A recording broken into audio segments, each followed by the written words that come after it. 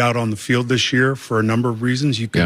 They've been decimated by injuries. Yes. And it's not Again, and it's not just this year, which I think internally makes you want to start to evaluate your process of off-season training. Thank you. What you're doing in the gym, the field. Yes, and also some of the coaches that have left. Some of the assistant coaches, because, the head coach is the offensive coordinator, but the quarterback coach is the guy that he's the quarterback whisperer on a daily basis, and they've lost some of that. And then you go ahead. I have no problem in Green Bay when you draft a project quarterback for a 37-year-old quarterback in Green Bay. Now, I had a problem with them drafting the running back as high as they did. I think they could have linebacker, wide receiver, whatever. But to draft a quarterback that high, what kind of message is that sending to your 26-year-old quarterback? Well, you've used this before. Everybody says he's just got to get over it. But as you've told me years ago, you can't have two Hall of Fame quarterbacks in the same room. One sucks all the oxygen out. It's the only position in sports you don't compete against somebody. So that's the reality of NFL quarterback. You draft a quarterback right behind them when they're young and struggling. It's going to be different for them. And now you have the reality of you've made the move to take him off the field in the middle of a game and put in the young guy. How do you go back? How do you patch this up? How do you move forward next year? And, I'm a big fan of the head coach. I'm a big fan of the front office. I will tell you this. They can't do anything really because of the dead money. They're trapped for the next year. They're trapped. That being said, if this is the guy they really want to go with and they want to move on and they've lost interest in the starting quarterback, I know two teams right off the top of my head that would love to have Carson Wentz. Name them. Indianapolis Colts. Yep. You know why? Yeah, head coach. Yeah. And it's the perfect city for him. He's a North Dakota guy. Philadelphia, and I went to school there. Philly's rough. It is. It's rough, and it's hard on their athletes, and they brought a championship to that city, and he was a big part of that, although he got injured in the game that we covered out here in L.A. and, stays in the game for 2 plays. I love his toughness. I love his athletic ability. He can be a bit stubborn. He's not seeing the field for whatever reason. He's not seeing the field the way he has in the past. So they have some decisions to make. I think Doug is a very competent coach. He brought a championship to that city. The GM and Howie Roseman, I think they're going to buy some time with that. I think you just write this year off. That's right. Yeah, like Dallas just got decimated. Just write the year off. It happens. Yeah. They've won 9 division titles in 20 years. It's a good organization. Yep. So it's interesting. Last year, the Raiders surprised us early and then looked fatigued late and kind of fell apart. This year, I was all into them. And then forget the win over the Jets. And I just was kind of sitting there the other day watching them against the Jets, and I'm like, I feel like last year. I don't know if it's Gruden's style. It's the running attack. It's very old school football. But the Raiders do not look this morning like they did 4 weeks ago. Am I overreacting to that? I think, the question is, were you overreacting 4 weeks ago?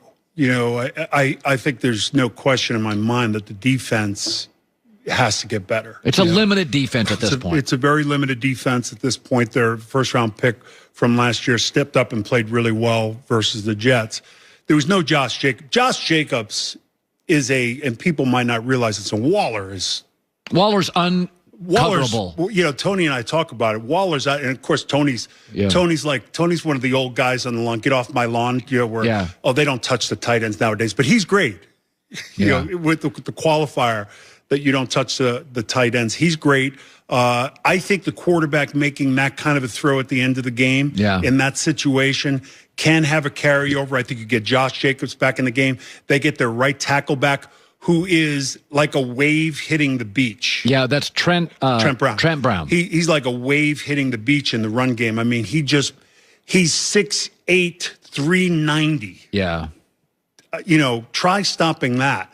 So that really sets your entire team up. And when you're running the football successfully, you've got the play action pass. It keeps your defense off the field.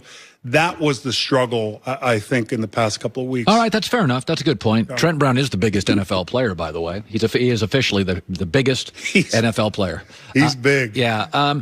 So you can win. You know, there's a lot of Nick Saban always calls it inner scoreboard, outer scoreboard. That Warren Buffett talks about. A lot of guys chatter. What do you feel inside? So Cleveland's 9-3. But do they believe? They got blown out by the Steelers. They got manhandled by the Ravens. You weren't on a lot of bad teams. But when you're in a losing culture and you have a good year, do you believe this morning Cleveland thinks they can match up with Pittsburgh and run the ball and beat them? Well, at some point, you know, that has to happen for them to take the next step. And prior to this past weekend, you know, we said this is a litmus test game for Baker, the franchise, for Baker, everybody. The franchise, and I said on the show, Tennessee's a tough football team. Yeah, they're a reflection of their head coach. The running back is out of this world. But when you score that many points early, you take that running back out of the game. That's right. And if Tennessee has a weakness, it's their lack of pass rush and their lack of coverage, particularly on third down. Yeah. And the question I had on our show Sunday was, can Baker make big throws in key situations to take advantage of that? And he did. Yep. Now the next step is you've been getting your lunch money taken by Pittsburgh and Baltimore for years. So and we're talking 18 years since this team's been in the playoffs. And Cleveland, I think, as a city and as a fan base, is kind of, you know, they're kind of Eeyore. They're whatever can go wrong is going to go wrong. I totally get it. And you've got to buy in. Baker's not a runaround guy. Baker, Thank you. You know, he's not that. And I think he's frenetic when he does that, and that's not who he is. I think he's a rhythm thrower, the play action pass, the run game. Their offensive line, if you take the time to watch them. Oh, their O-line's great. Hey, in the run game and the pass game, and they're built for the long haul. So you get a couple more pieces, and, you know, your defense, which is, you know, fairly good. And I think when you're running the football, your defense always benefits. Yeah. I'm beloved in Cleveland. You may not know that. People, are you? Well, people talk about me. You're beloved in Virginia, too. My wife hated you because you badmouthed UVA so much. Well, but now it's turned. Just because they could spell. Yeah.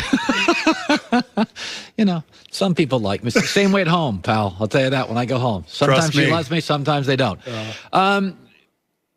Here, Seattle. And Pete's a little flaky, but I love him.